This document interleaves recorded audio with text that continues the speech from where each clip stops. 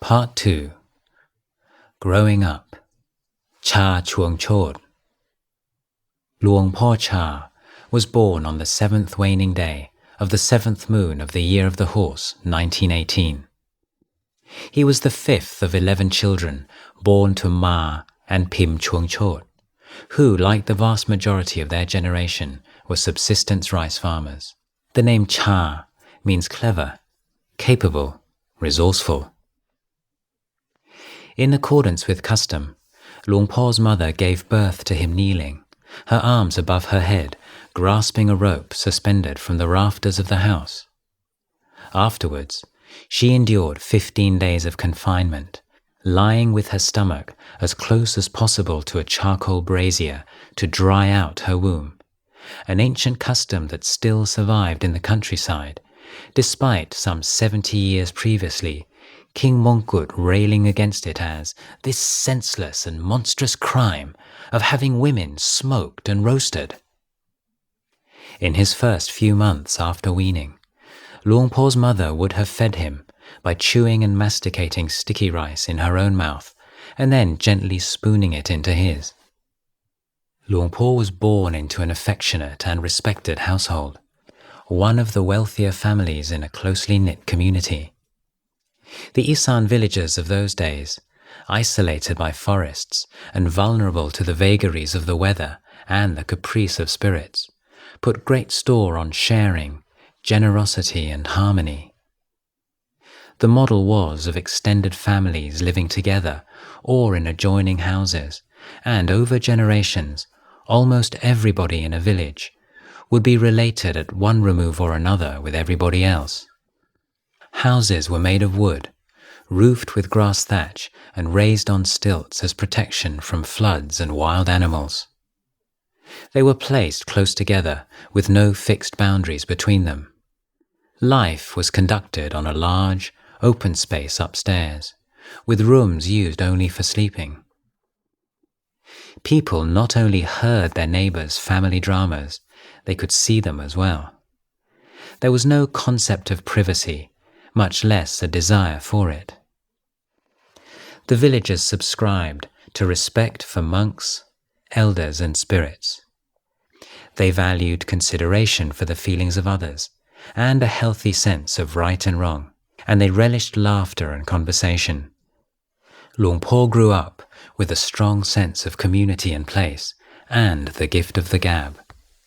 The adjective that was often used to describe Luang Por in his later years, ebullient, is the one that comes most readily to mind when picturing him as a child. He had an outgoing, sunny and occasionally exuberant disposition, but also possessed a keen, observant eye. He was nobody's fool. Luang Por bore the round face and flat lion's nose common to his race. More distinctively, his mouth was unusually wide and compelling. In contrast to the powerful symmetry of his face, his right ear was slightly larger than the left. He was acknowledged as the natural leader of his group of friends. Companions remembered him as the one whom everyone wanted to be close to, and without whom all games and adventures seemed dull. They recalled his even temper. They said he never enforced his dominance with bullying or coercion, and that no one could recall him in a fight. He was more likely to be a mediator in his companions' disputes. And, from an early age, he was drawn by the yellow robe. In later years, he related childhood memories of dressing up as a monk. He said he would sit sternly on an old bamboo bed with his kamar cloth, the all-purpose piece of cloth used by Thai males, draped over his left shoulder like a robe, while his friends played the parts of the laity. He remembered enacting the daily meal offering, presumably the only event in the monk's daily life that lent itself to drama. Luang Por would ring a bell, and his friends would carry plates of fruit and cool water towards him. After bowing 3 times, they would offer it to him meekly. In return, he would give them the 5 precepts and a blessing. Isan culture lacks a hard and fast distinction between the ideas of work and play. The word ngan expresses this fluidity well, meaning both work and also festival, ceremony or fair. Children brought up in the villages of Isan have always been taught to take on responsibilities from an early age, in the fields, in the house, and in raising younger siblings. For the most part, they seem to possess a natural talent for enjoying their duties. In Luang Por's day, children's main job would be taking the family's water buffaloes out to graze. They would also help in the search for extra food. Although mushroom gathering was a favorite occupation after rainfall, catching small creatures for the evening meal was the most common task. It may seem surprising that the devoutly Buddhist Isan villagers should be so ready to take life. The harshness of the environment undoubtedly played a part. Hunting was also part of their culture that pre-existed their adoption of Buddhism by thousands of years, and which they never fully abandoned.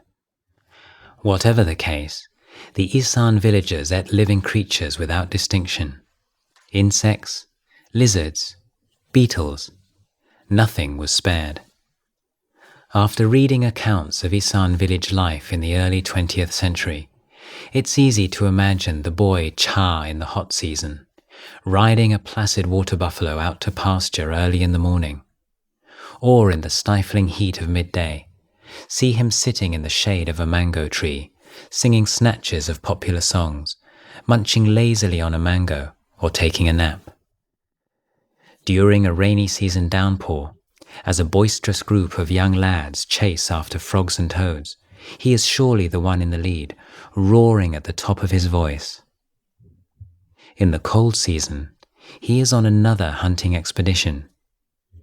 With friends watching from below, he climbs up a tree, grasping a long stick, whose ends are smeared with viscous jackfruit sap, and touches the backs of the cicadas congregating on the cool wind-blown branches.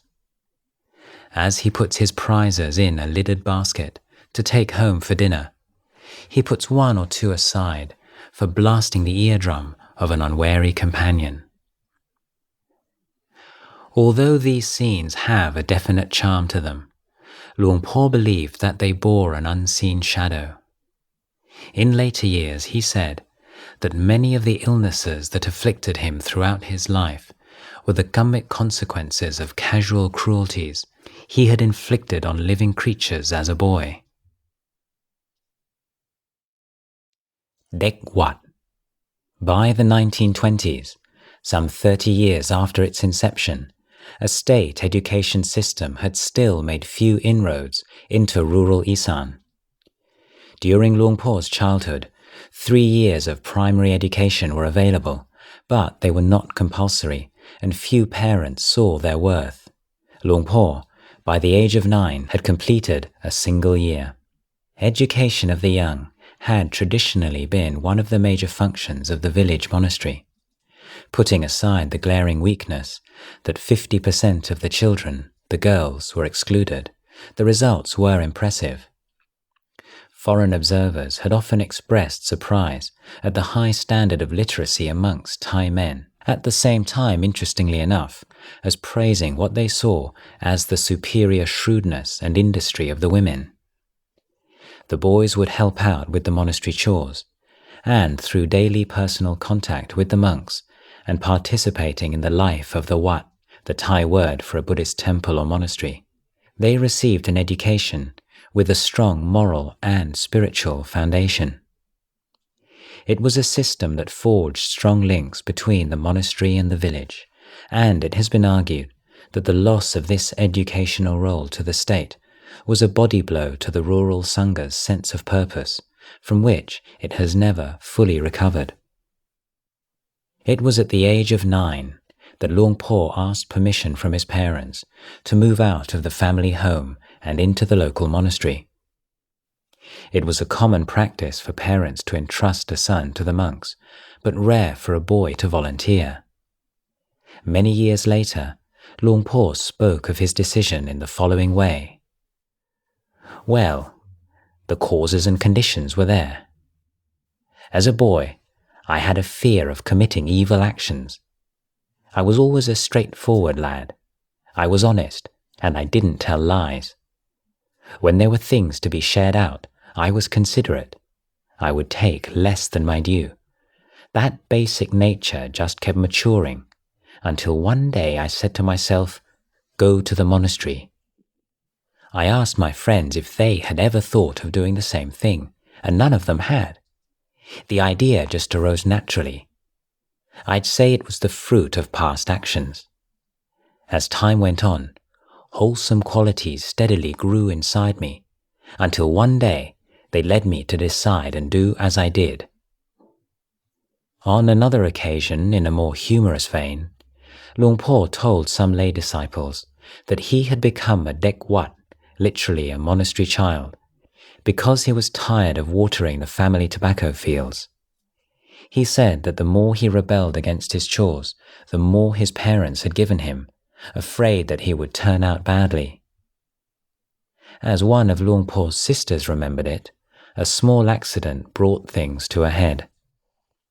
Him going to live in the monastery wasn't arranged by our parents. It was his own idea. One day, he was helping his brothers and sisters pounding rice, but he wasn't putting much effort into it. Well, it so happened that the pounder slipped out, and we had to drive in a wedge to keep it firm. He wouldn't help. But then, while the rest of us were doing it, he got hit by the wood we were using as a mallet. It must have hurt him because he got angry and shouted out, "That's it! I'm going to go and be a monk." Luang Por's parents took him to the local village monastery. Wat Ban Kaur was situated in a large sandy enclosure, shaded by coconut palms, mango trees and tamarinds, and consisted of a Dhamma hall, a monk's dormitory, and a water-ringed Uposatha hall. Poor Mah and Pim entrusted their son to the abbot, with the predictable mixture of sadness and pride.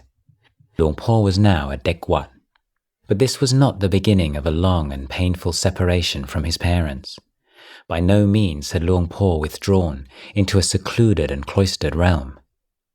The boundaries between the monastery and the surrounding world were marked, not by imposing walls, but by a rather half-hearted bamboo fence. Indeed, the monastery was the central focus of the communal life of the village, rather than a refuge from it. In a sense, he had entered the world rather than left it. Monasteries in a nutshell. From early days in the history of Buddhism, there have been those who wished to live a monastic life, but felt unable to withstand the rigors of the peripatetic forest-dwelling regime which had been the norm in the first phase of the Buddha's teaching career. Even during the Buddha's lifetime, monasteries began to spring up on the edge of towns and villages. Many monks frowned upon this development. They felt that such monasteries were situated too close to the corrupting influences of the world. On the other hand, it could not be denied that such monasteries met a need. As Buddhism spread throughout India and beyond, the number of monks choosing to follow a more academic vocation was swelled by elderly monks and those too poor in health to live in the deep forest. At the same time, lay Buddhists were desiring to feel the presence of the Sangha more tangibly in their midst. The forest monks were revered for their piety, but seemed too remote. The villagers and town dwellers wanted monks nearby as examples and guides in their daily life, and also to play a more prominent role in traditional ceremonies and the community's social life. Over the course of time, the urban monks assumed an active and increasingly secular role that drifted from the original ideal of the bhikkhu, but was indispensable in the creation of a society that conceived itself as Buddhist. In the mid-13th century, the town of Sukhothai, formerly one of the northern outposts of the Angkor Empire, became the site of the first independent Thai kingdom. By that time, The ancient Mon Theravada tradition dominant in Sukhothai had become compromised rather than enriched by its encounter with other traditions. To the dynamic and conquering Thais, the Buddhism of Sukhothai must have presented a rather tired and worn demeanor, a noble tradition that had lost its sense of direction. King Ram Kamheng turned instead to the lineage of forest monks introduced into southern Thailand from Sri Lanka, then the flourishing center of the Theravada world, in order to revitalize the spiritual life of his kingdom. These forest monks were proficient in both the Pali scriptures and the traditional meditation practices. They possessed the purity, integrity, and freshness on which the religious life of a new self-confident Buddhist nation could be founded.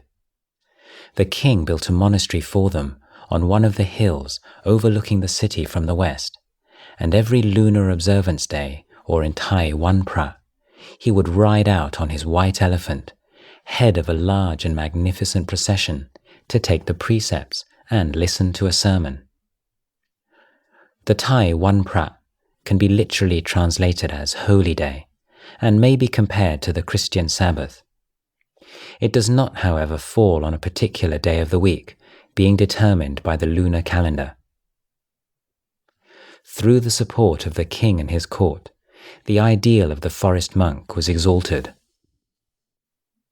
Over the centuries, however, with the gradual decline of Sukhothai and the growth and expansion of Siamese power further south in Ayutthaya, it was the monasteries of the towns and villages which came to dominate. As the Sangha's role in society broadened and became more entrenched, so too did it become increasingly institutionalized. Given the immense prestige of the Sangha, it was inevitable that the king should seek to control it. A system of administration was established, in which those exerting power were chosen by the king. A monastic life became a viable career as well as a vocation. Power, wealth, rank, and fame were now available to the career monk, and periods of corruption in the Sangha alternated with bursts of reform.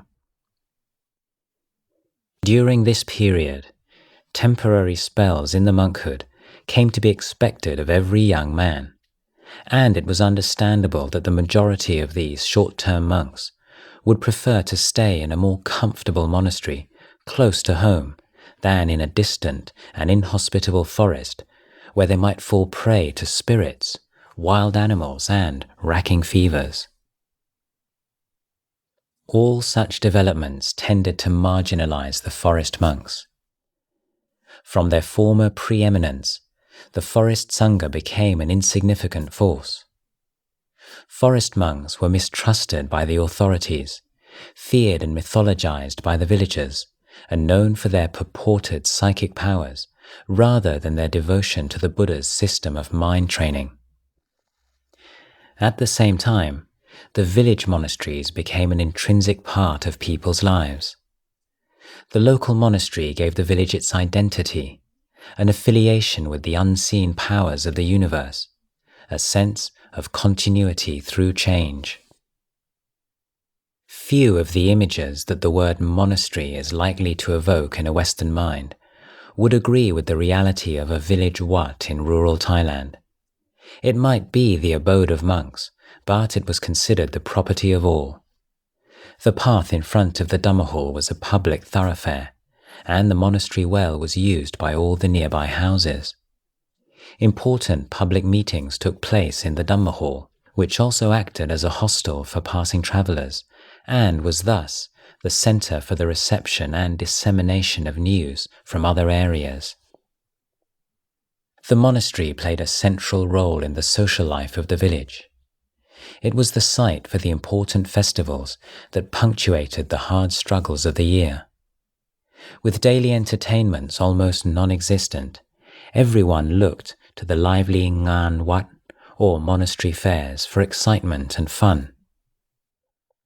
Some of the fairs were of specifically Buddhist significance, for example those marking the advent and the end of the rains retreat, and the anniversary of the Buddha's birth, enlightenment, and death. Others, like the Rocket Festival, were of a more earthy, animist character, presided over by the monks and framed by offerings of alms to them. But whatever the occasion, no ngan would be complete without the entertainment staged in the monastery grounds. Performance by Molam minstrels, stalls of special sweetmeats and noodles, shadow plays, boxing matches and fireworks. It was a time when the usually strict constraints of Isan village society were temporarily slackened. Alcohol was recklessly consumed, and in the grounds of the monastery, having fun was the order of the day. As for the monks, they were not a hereditary elite. In Thai Buddhism, temporary ordination had long been the norm and constituted a rite of passage for young men.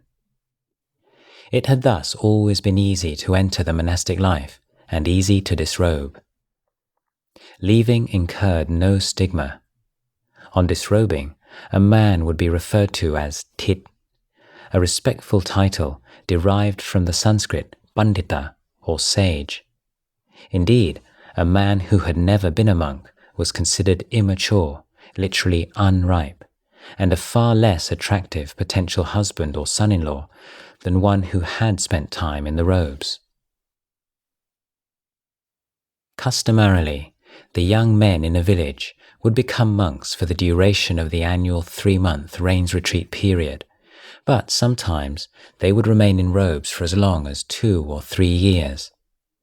The result was a fluid monastic community in which a floating element of temporary monastics rubbed shoulders with a core of long-term monks.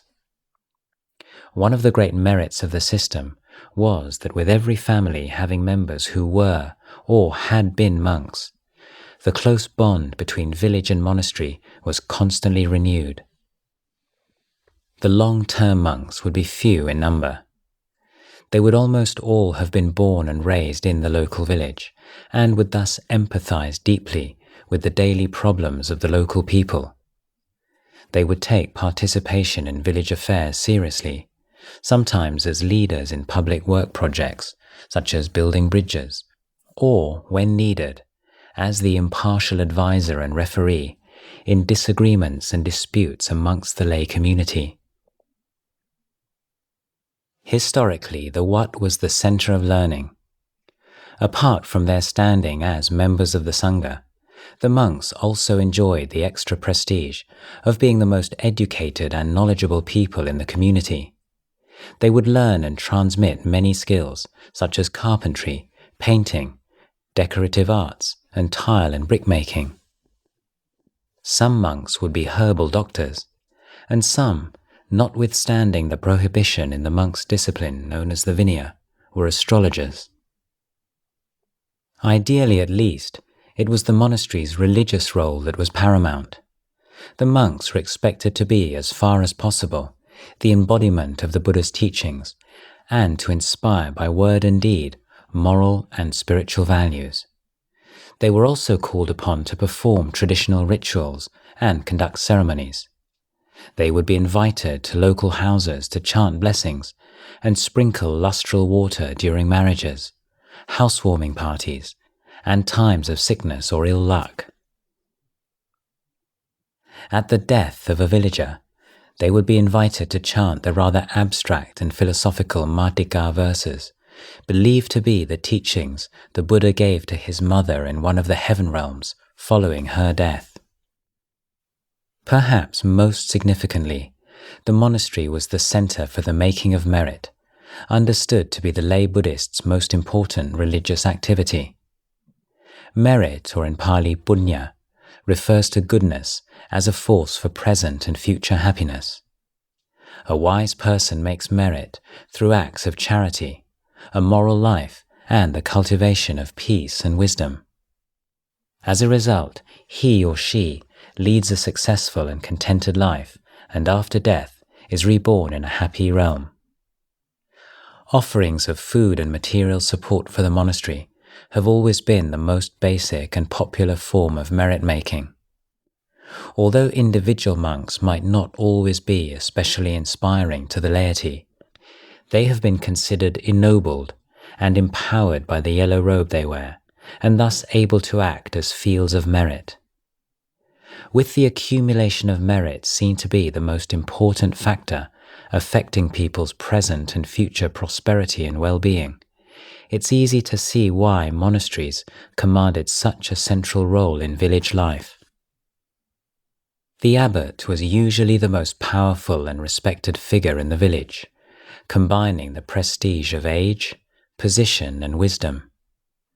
Very little went on in the village without his knowing, and nothing significant without his approval. People would consult him on every subject from affairs of the heart to buying of land. Kampun Buntawi's wonderful evocative novel, Child of the Northeast, gives a memorable picture of one such abbot. The young boy Kun goes to the monastery for the first time with his father to see the old abbot, Luang Por Chah, of whom he is mortally afraid. They arrive as the emaciated, black-toothed monk is speaking to a group of women. His robes, tattered and dark with age, the folded cloth that lay across one shoulder, looking like the strip of cloth tied about the trunk of the ancient Bodhi tree in the monastery yard. The women have brought their sick children to be blessed. He bent forward again and blew once more on the head of the baby with the swollen face. Then he dipped his forefinger into a small pot of something black. 5 or 6 women held their children up, and he gently touched their tongues with his blackened finger. He cleaned his finger, leaned back against his cushion, and spoke again in his deep, rumbling voice. "You people come to me for everything, for mumps." He shook his head slowly. "Everybody who wants to become a monk comes to me, that I can understand. But also, everybody whose baby is sick, everybody who's building a new house, everybody who wants to get married, everyone who wants to name a child or who has the red-eye disease, they all come to me. You people should think, if I die, then who's going to look after all these things? This year, I'll be 85 years old." He was silent again for a moment, looking at the babies, and then laughed quietly to himself. "Oh well, oh well." Luang Por spent 4 years as a Dekwat. During that time, he learnt to read and write, helped with the sweeping and cleaning of the monastery, served the monks, and gradually absorbed at least the ambiance and flavour of the basic Buddhist teachings. His duties were not onerous, and there was plenty of time for play with his fellow Dekwat. Of these there was a constant supply, as it was customary for weary parents to send their unmanageable sons to the monastery to be cured of their wildness. Orphans, if there was no relation to take them, could always find a refuge with the monks. Apart from accepting boys for spiritual reasons, the monastery was also the local social welfare centre. Novice Bullfrog. In the monk's discipline, it is laid down that an aspirant must be 20 years of age before he can become a monk, but that a boy old enough to scare crows can become a novice. Luang Por took the going forth vows in March 1931. He was 13 and could probably have shooed off a raiding hawk. As a novice, Luang Por's sturdy frame and bulging belly, together with his resonant voice, earned him the nickname of or bullfrog. Life carried on in almost the same relaxed fashion as it had when he was a simple temple boy, although wearing the robe conferred a higher status and increased expectations. At least in front of the laity, a restrained demeanour was expected. This was not always so easy.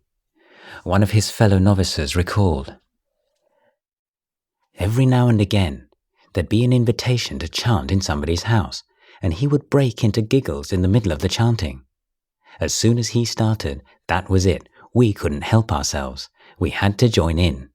Sometimes, he'd even start laughing during the meal. he was always finding something funny. Luang Por would spend time every day walking up and down in the shade, memorizing the various Pali chants, the daily service, meal blessings, auspicious verses chanted at housewarming parties and marriages, funeral chants and Dhamma reflections. Atuwang jivitang, duwang maranang, awasang maya maritapang. Life is uncertain. Death is certain. I too will die. He also completed the first of the 3 levels of the Naktam Dhamma exams. It included sections on the Buddha's life and teachings, the code of discipline and the history of Buddhism, and provided a sound foundation of the core teachings. At other times, gardening and building projects served to work off teenage steam. Back to the world. During his novice years, Luang Por's teacher and mentor was a monk called Ajahn Lang. In accordance with the reciprocal relationship laid down in the Vinaya texts, Ajahn Lang oversaw Luang Por's studies, and Luang Por, in return, acted as his personal attendant. Every now and then in the evenings, Ajahn Lang would kindly accompany Luang Por on visits to his family. It would have been forbidden for a novice to go alone. Indeed, he seemed to enjoy these excursions even more than Luang Por, exuding a confidence and charm amongst Luang Por's family that the young novice may well have found a little eccentric. At Ajahn Lang's instigation, the visits became steadily more frequent and protracted. Sometimes it would be late at night before the 2 of them walked back to the monastery, accompanied by the barks of the village dogs their footsteps disturbed. One day, Ajahn Lang confided in Luang Por that he had decided to disrobe, and suggested that his protégé might do likewise. A confused Luang Por agreed. He had been living in the Wat for 7 years, and at the dangerous and wobbly age of 16, a small push was enough. Some days after the joint disrobing, Luang Por's parents were visited by elder relatives of ex-Ajahn Lang to discuss a marriage proposal. The ardent admirer of Luang Por's sister, Sa, assured of her affections, was free at last to declare his love. Luang Por went to work in the family fields. Inevitably, the novelty of mud and sweat soon wore off, and although he applied himself to the regular round of the rice farmer with a gusto that earned praise from his family, it seems that he bore quietly within himself a sense of something lost and unfulfilled. It was not an overpowering emotion. He was a buoyant, vigorous young man, but it was a constant, unobtrusive shadow which he could only try to ignore. For the moment, Luang Por was content to divert himself in the usual ways. Together with a small group of friends, he would walk to monastery fairs in neighbouring villages, where they could all enjoy normal young men's pleasures, including flirting with the local girls. By this time, Luang Por's remarkable powers of endurance were already beginning to manifest themselves, albeit in rather mundane matters. He and his friends might walk as much as 15 kilometers to a monastery fair, and then, late at night, walk all the way back. Some of the young men in their group, a little the worse for drink, might want to stop and sleep under a tree somewhere on the way. But Luang Por, his old companions remembered long afterwards, would always insist on walking the whole way home. He was, however, not without his weaknesses. Confident and self-assured as he seemed, Luang Por had a deep fear of ghosts. He could work all day and then walk all night if he chose to, but not through a spirit-thick forest alone. Luang Por's home was separated from his best friend Put's by such a stretch of haunted forest. If they arrived back late at night, Luang Por would sleep at his friend's house rather than go on alone. Young love. And then Luang Por fell in love with Put's stepsister Jai. He started spending more and more of his time in Put's house, courting her. The custom of the day decreed that young couples should not be alone together, and touching of any kind was taboo. The young man was to meet with his girl at her family home, upstairs on the porch in the evening, where she would be sitting demurely. Jai's parents seemed content enough with the prospective match. Luang Por was a friend of the family, good-natured, hard-working and honest, and, perhaps more importantly, his family were wealthy enough to offer a good bride price. One evening, the young couple hatched a plan. They would marry as soon as Luang Por had completed his national service and spent a rains retreat as a monk to make merit for his parents in the time-honoured way. At the time, Luang Por was 18 years old and Jai 17.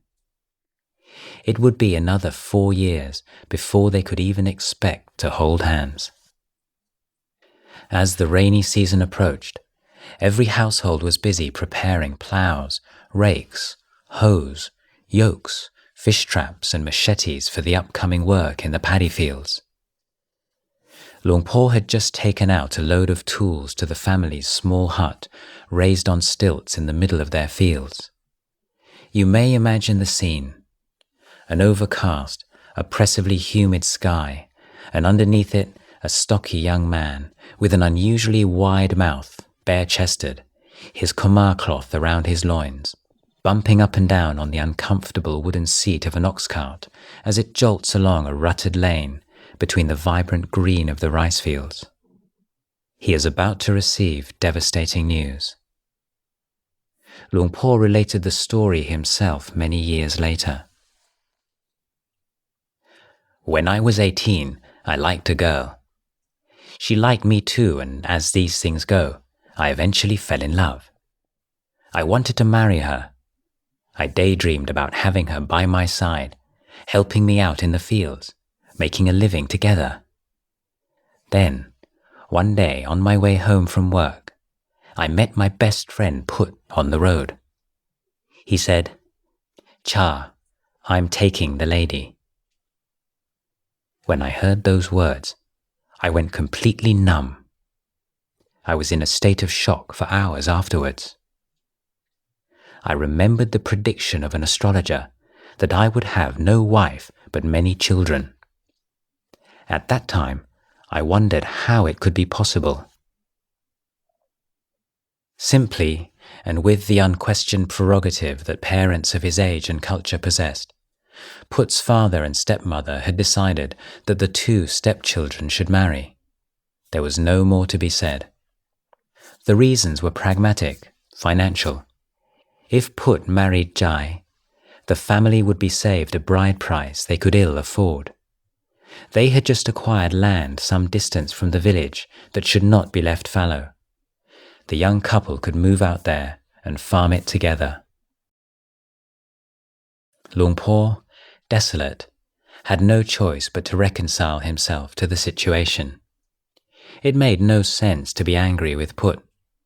His friend had not plotted behind his back and was painfully embarrassed by the whole affair.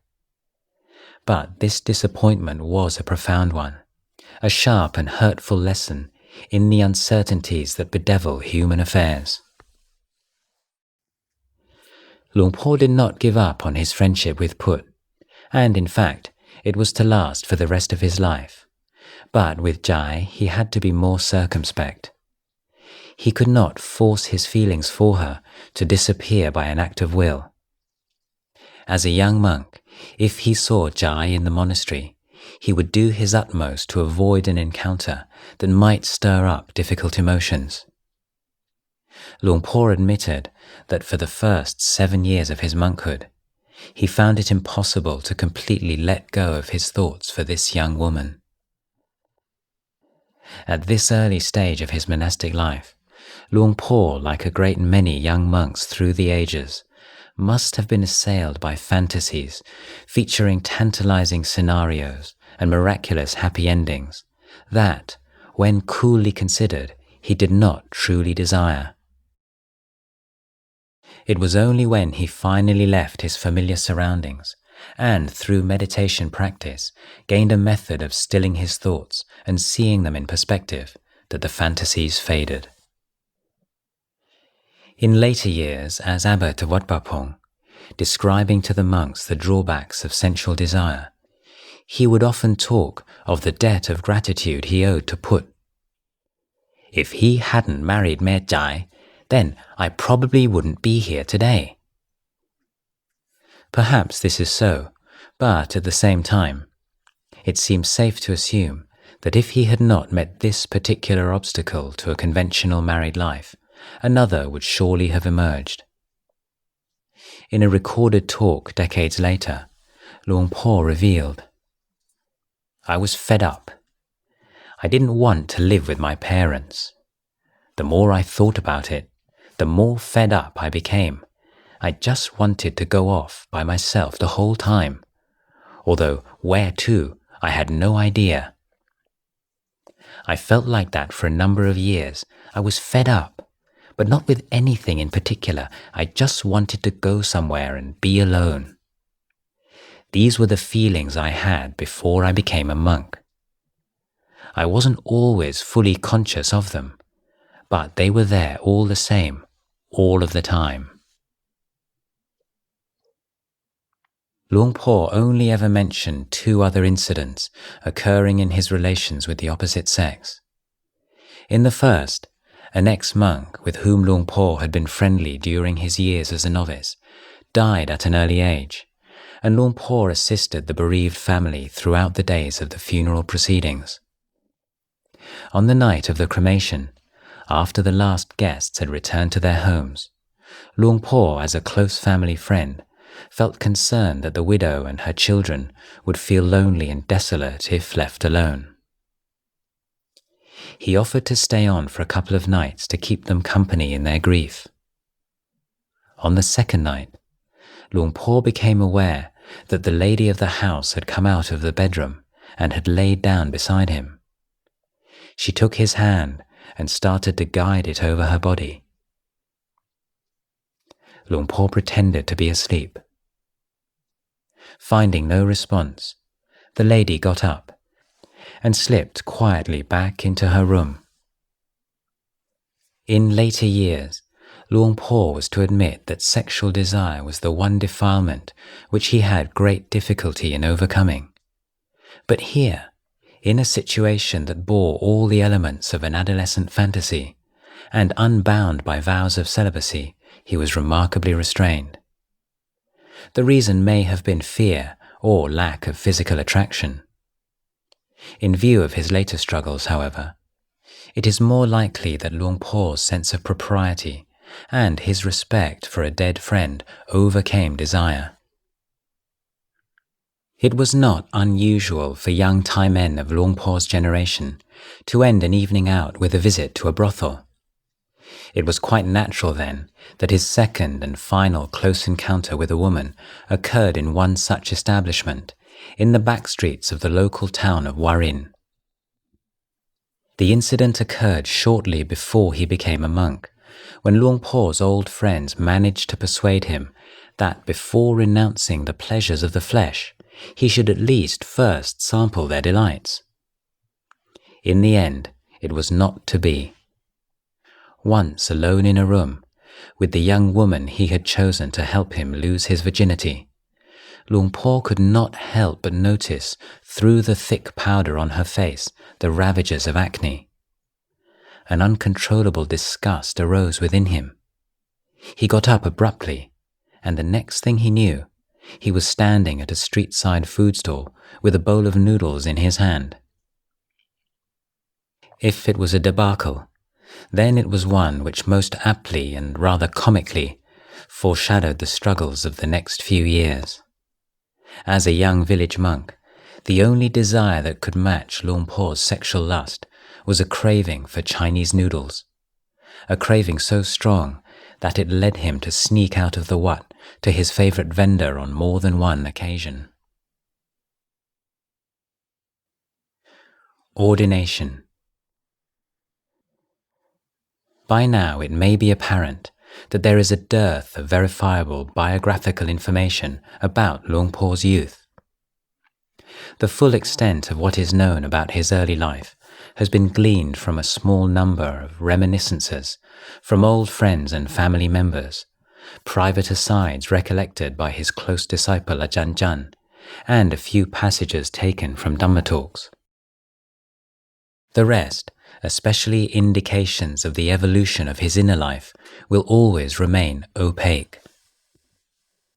What is known is that by the time Luang Por discovered that he would not be called up for national service, and so was free to take ordination, his views about monkhood had changed. He no longer considered it simply in terms of making merit for his parents, as an expression of the gratitude he felt towards them. While that was certainly an admirable aim, he now saw that life as a monk might be able to resolve the lack of peace and meaning in his life. The world was a hollow, tedious place, full of vicissitudes. Perhaps the monastic life could lead him to something better. He decided to become a monk for an indefinite period. His mother and father were pleased. They had enough children to help them with the farm work, and it was auspicious to have a son in robes. The ordination ceremony in Pali Upasampada took place on the 26th of April 1939 at Wat Gaw Nai, the local ordination monastery, on a hot, shimmering afternoon. Prakru Intarasara Kun was Luang Por's preceptor and conferred on him the monk's name of Supatto, meaning well-developed. Luang Por spent the first 2 years of his life as a monk at Wat Ban Gaw, the monastery where he had been a novice, studying the teachings and preparing to retake the first level Naktam exams, which, although Luang Por had passed as a novice, it was customary to retake once ordained as a monk. When I first became a monk, I didn't train myself, but I had faith. Maybe I was born with it, I don't know. At the end of the rains retreat, the monks and novices who joined the Sangha at the same time as me all disrobed. I thought, what's wrong with them? But I didn't dare to say anything because I still didn't trust my feelings. My friends were excited at leaving, but to me they seemed foolish. I considered how difficult it was to enter the Sangha and how easy to disrobe. I thought how lacking in merit they must be to look on the worldly path as more beneficial than that of Dhamma. That's how I looked at it, but I said nothing. I kept my thoughts to myself. I'd watch my fellow monks and novices come and go. Sometimes, before they disrobed, they'd try on their lay clothes and parade up and down. I thought they were completely insane, but they thought they looked good, that their clothes were smart. And they talked about the things they were going to do after they disrobed. I didn't dare to tell them that they got it all wrong, because I didn't know how durable my own faith was. After my friends disrobed, I became resigned. You're on your own now, I said to myself.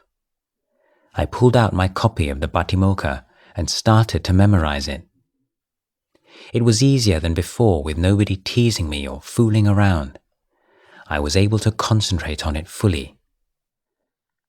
I didn't say anything, but I made a resolution that from that day onwards, until the end of my life, whether it be at the age of 70 or 80 or whenever, I would try to practice with a constant appreciation, to not allow my efforts to slacken or my faith to weaken, to be consistent. That's an extreme thing to do, and I didn't dare to tell anyone else. People came and went, and I said nothing. I merely watched impassively, but in my mind I was thinking, they don't see clearly. However, Luang Por had his own problems in those days. Food became an obsession. Practicing Dhamma is no smooth ride. You suffer. The first and second years are especially hard. The young monks and the small novices really go through it. I myself suffered a lot. If you've got a problem with food, it's rough. I became a monk when I was 20. That's the age when, who can deny it, you really enjoy food and sleep. Sometimes I'd just sit there quietly dreaming about things I'd like to eat. Pounded tiny bananas, green papaya salad, all kinds of things. The saliva would be flowing like a river in my mouth. After completing his examination, Luang Por decided to leave in search of a more academic atmosphere than his home monastery could provide. In 1941, he resided in Wat Suan Sawan, about 50 kilometers to the east of Bangkok, and continued his studies at nearby Wat Po Tak. These were the war years. Thailand, officially at least, was an ally of Japan, and Ubon had recently been bombed by the French. Food and everyday necessities were in short supply, and the requisites at Wat Po Tak, where the Sangha was large, were barely adequate. Luang Por could endure the conditions, but he found the standard of teaching there disappointing, and after a single rains retreat, he set off with a companion to a neighbouring district in order to continue his studies at Wat Ban Nong Lak. He had heard many monks praise the teaching abilities of the abbot of this monastery and found it to be deserved. However, when his friend found the summer heat and scanty food at the monastery too taxing, Luang Por agreed to move with him to another monastery in a nearby town. There, he studied for the second level of the Naktam exams and embarked on the somewhat rather dry study of Pali grammar. After passing the exam in 1943, Luang Por returned to Wat Ban Nong Lak. It was a year in which he concentrated all his considerable energies on studying for the third and final Naktam exam and continuing with his Pali grammar. For the first time, Luang Por had found a gifted teacher who inspired him with confidence and respect, and his studies progressed smoothly. Towards the end of that year, Luang Por received dismaying news. His father had fallen seriously ill. Luang Por's exams were to take place shortly, and if he went home now, a whole year's work would be wasted. Should he chance it and take his exams before going home? It was no choice at all. He had only one father, and exams could wait another year. He rushed home as soon as he could to find his father's condition in steady decline. Luang Por's father, Por Ma, was proud to have a son in the robes, and whenever Luang Por visited home, would always encourage him in his efforts and make a request.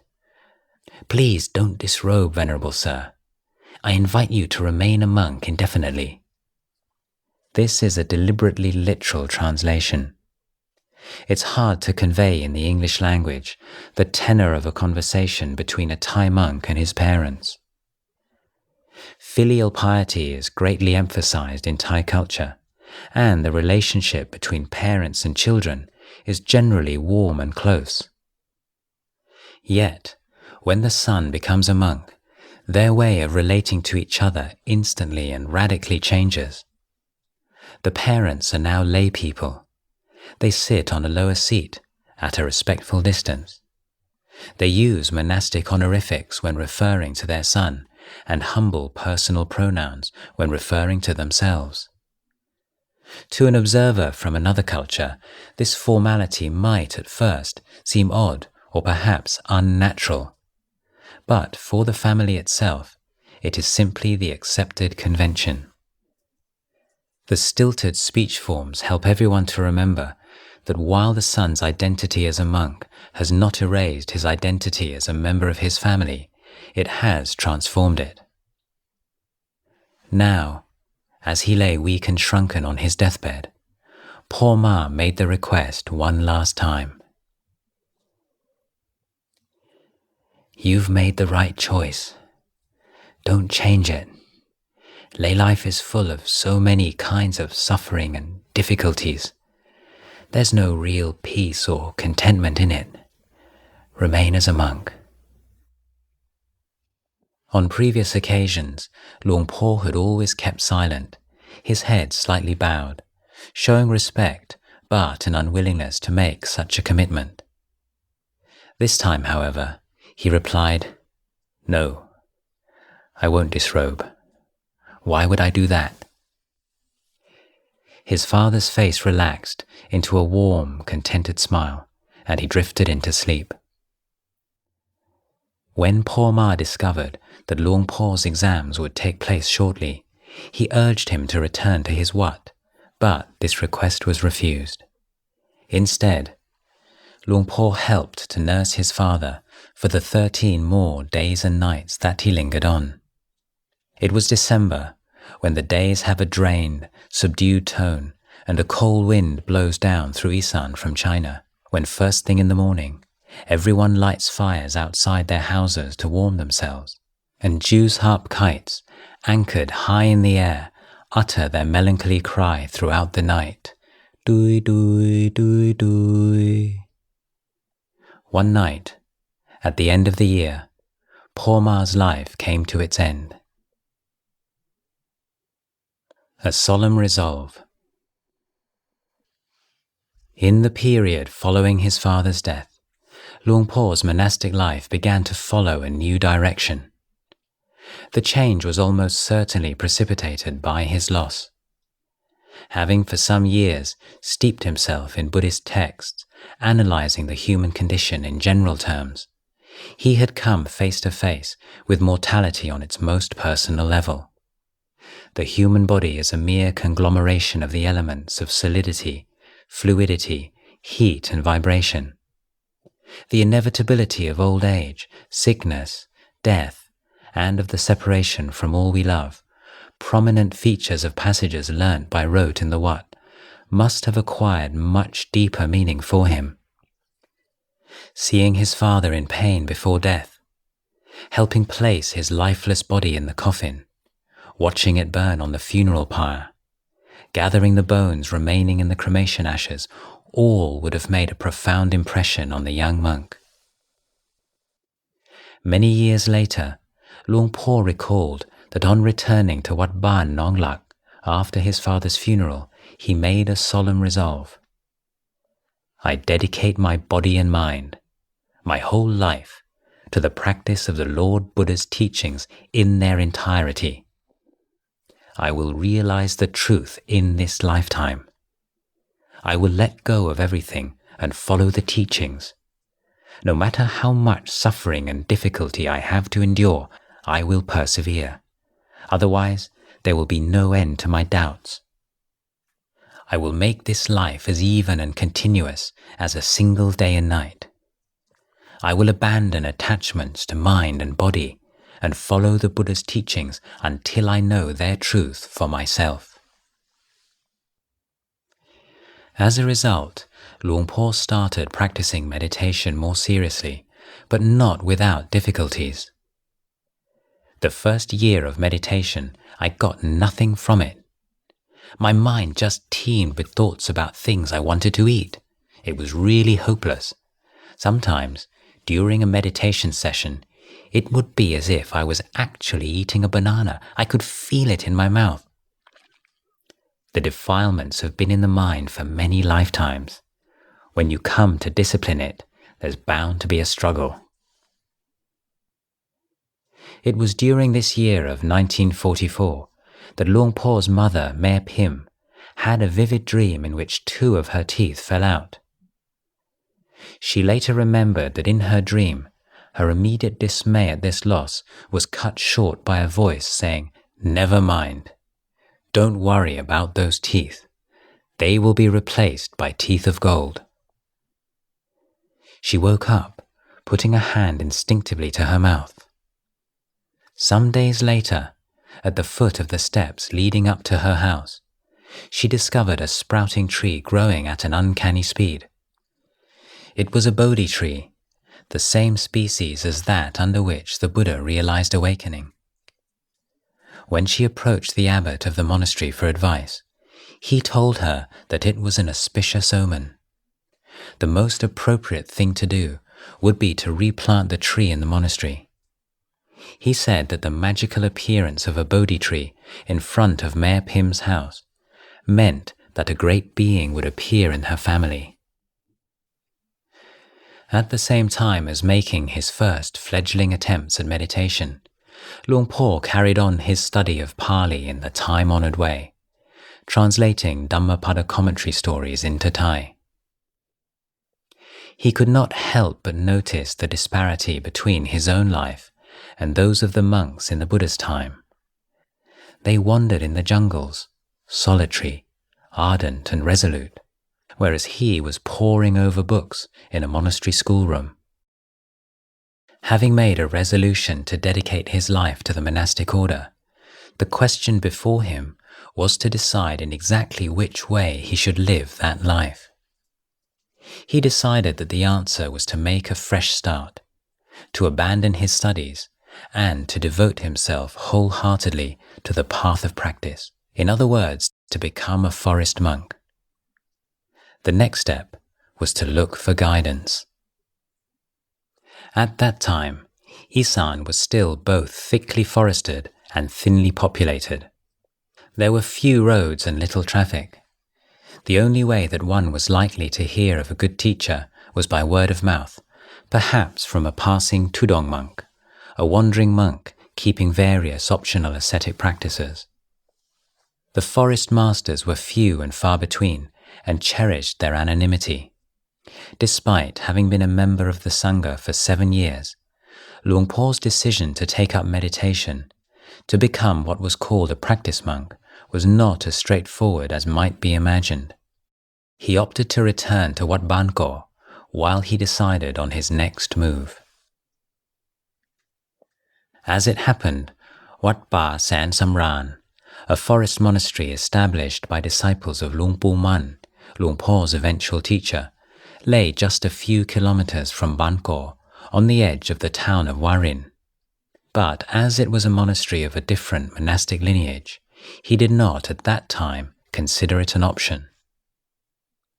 After a visit to a forest monastery in Det Udom district in the hot season had ended in disappointment, Luang Por's nascent plans were overtaken by the rains. He spent the retreat at Wat Ban Ko helping to teach the first-level Nak Tham course to the young monks and novices. His students showed little enthusiasm for their studies. They attended the classes in a merely perfunctory way, lazy and disrespectful. It was the final confirmation of the unsatisfactoriness of the life he had led for 7 years. In December, Luang Por took the third and final level of the Nak Tham course and prepared for a new going forth. Just as there is very little material on which to base the story of Luang Por's early life, there is also a frustrating lack of available information about the following most formative years of his monastic life. The whole chronology of events presented here, dating from Luang Por's departure from Ubon at the beginning of 1947 until his establishment of Wat Pa Pong in mid-1954, is necessarily a tentative one, being largely the result of detective work and inference. One date, however, can be asserted with real confidence, and thus used as an anchor for all the others. Luang Por once mentioned that the year he spent the rains retreat with his teacher Luang Pu Ginari was the one in which the lunar calendar is adjusted to synchronize with the solar calendar by adding an extra month. As this event occurs only once every 3 years, it can only be 1948.